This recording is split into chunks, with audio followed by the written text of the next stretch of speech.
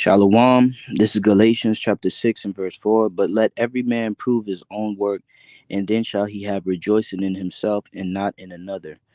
First and foremost, giving all praise, glory, and honor to Yahweh, Bahashim, Yahweh Shah, Bahashim, Kahak, Wadash, and double honor to the leaders that I learned the truth from, elders and apostles of Great Millstone.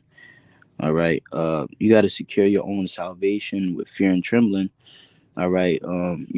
When you come into this ministry, you come into the knowledge of the fact that you're an Israelite.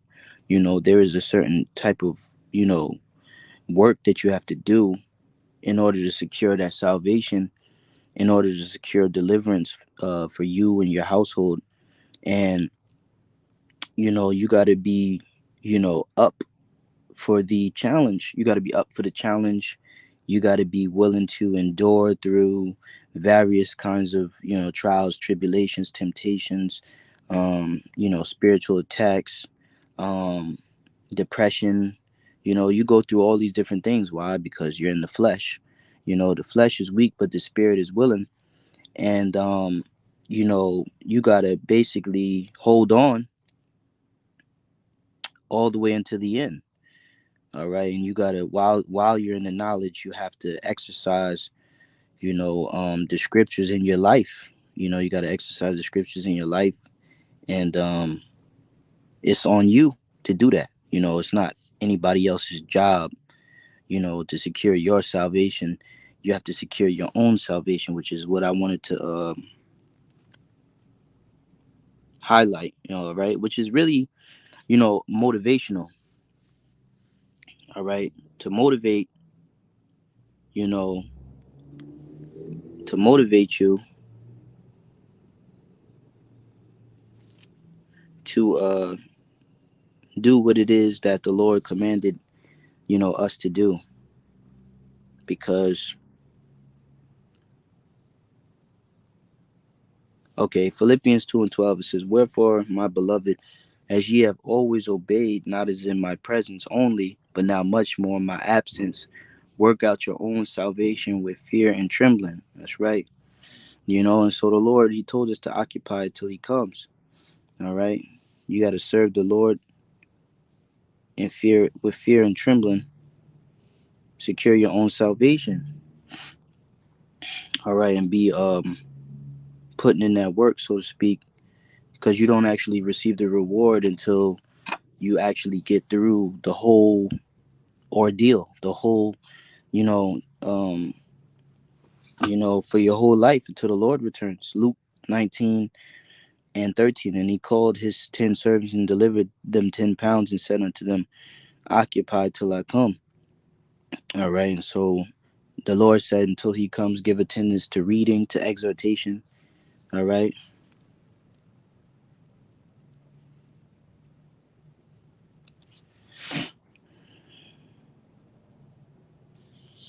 First Timothy 4 and 13. "Till I come, give attendance to reading, to exhortation, to doctrine. Neglect not the gift that is in thee, which was given thee by prophecy, with the laying on of the hands of the presbytery. Meditate upon these things, give thyself wholly to them, that thy profiting may appear to all. Take heed unto thyself and unto the doctrine, continue in them. For in doing this, thou shalt both save thyself and them that hear thee."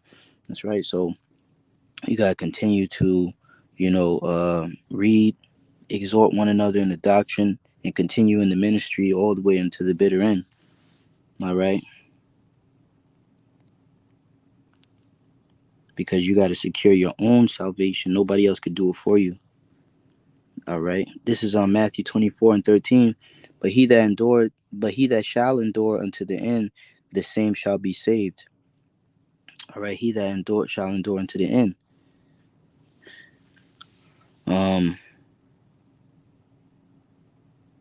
It's a scripture.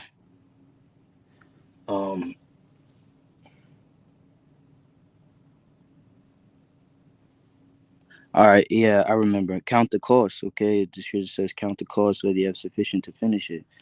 When we all came into this truth, we had to sit down and really, you know, look deep inside ourselves to see whether or not we was really ready to fully commit to Yahweh Shemashai, That's why the scripture says there are certain men crept in unawares. They come in the truth, but they're not actually of the truth. They're not of the Lord's. They're not they're not a tree that the Lord planted, you know. And we want to be those trees that the Lord planted that bring forth that fruit.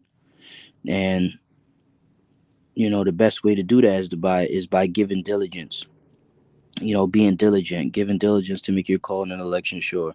You see brothers putting up various videos, lessons, giving diligence.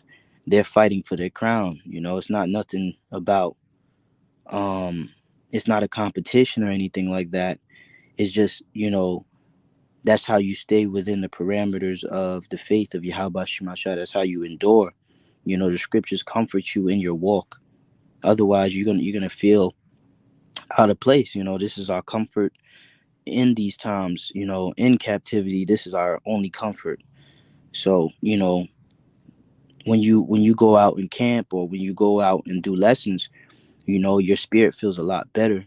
You know what I'm saying? Being in the condition that you're in, rather than just sulking around. Um, Being caught up in wickedness or being caught up in the world. Luke 14:28. For which of you intending to build a tower sitteth not down first and counteth the cost, whether you have sufficient to finish it, lest happily after you have laid the foundation and is not able to finish it, all that behold it begin to mock him, saying, This man began to build and was not able to finish? Or what king going to make war against another king sitteth not down first and consulted whether he be able with 10,000 to meet him that cometh against him with 20,000? Or else, while the other is yet a great way off, he sendeth a ambassage and desireth conditions of peace. So this is Yahushua speaking red letter, and pretty much he's just telling him, you got to bear your cross, you got to bear your burden. You gotta count the cost whether you gonna be able to finish this fight. All right. And you know you gotta constantly count the cost. Like, damn, am I ready? Can I still do this? And the answer should be yeah. You're supposed to be um motivated. Okay, because the Lord is faithful. Okay, he's gonna give us everything that we turned um everything that he promised us. All right, the gospel of the kingdom is likened unto a field.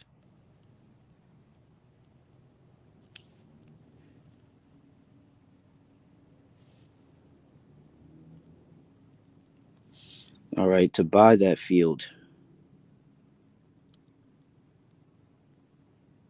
Okay, this is Matthew chapter 13 and verse 44. Again, the kingdom of heaven is like unto a treasure hid in a field, the which when a man hath found, he hideth, and for the joy thereof he goeth and selleth all that he hath and buyeth that field. Again, the kingdom of heaven is like unto a merchant man seeking goodly pearls, who when he had found one pearl of great price, went and sold all that he had and bought it. And that's the spirit, that you're supposed to be in. You give up everything, but then you got to finish to get to the kingdom. Because once you enter into the straight gate, the path of righteousness, the path of difficulty, you go through a lot of different turmoils and trials and tribulations, chastisements, rebukes, reproofs, poverty. You get brought very low. But the scripture says, wisdom trieth. Wisdom trieth is the honor. It is discipline, basically. You know.